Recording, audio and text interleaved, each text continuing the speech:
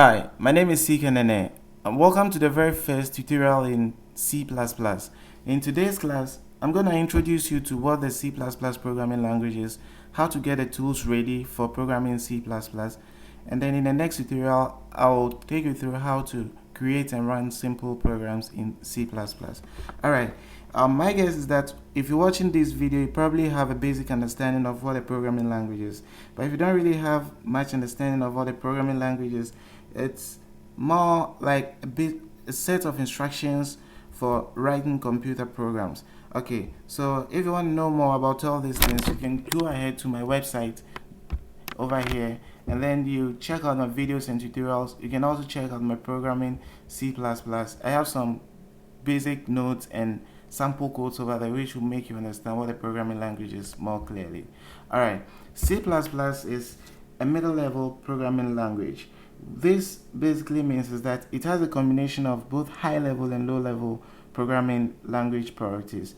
Okay, C++ is widely used by thousands of programmers across the world because it's used for programming some very important softwares like the real-time softwares. It's also used for the programming of device driver softwares. So these are some of the reasons why C++ is really an ideal programming language for most programmers.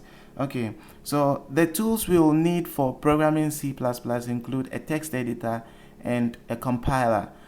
So the text editor helps us to write the codes, and then the compiler translates the code into what the computer understands. We will understand more of all these things as we go ahead.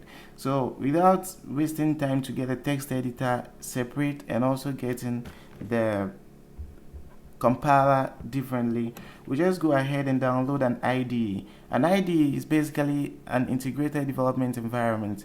So in the series of these tutorials, I'm going to be looking at code blocks. So you can just go ahead to Google and type code blocks.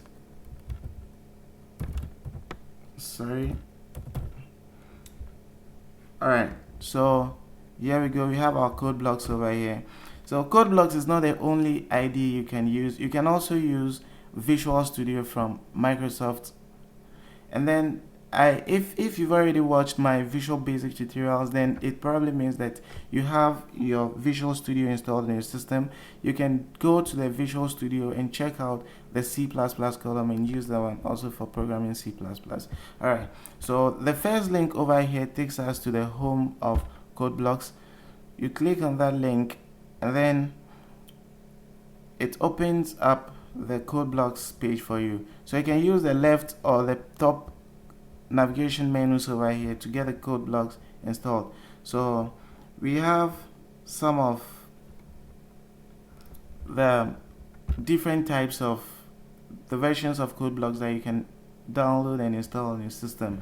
The basic one we're going to be working with, which is actually the easiest one, is the binary release.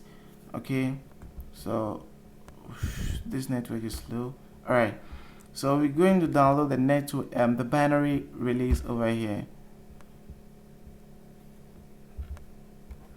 Alright, depending on the platform you're working with, you decide the one you install. But my guess is that most of you are probably using Windows operating system.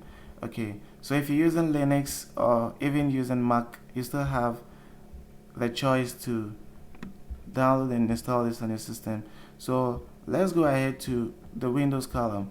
We have the first one as code blocks 13.12. Depending on the time you're watching this video, this is actually the latest of this time.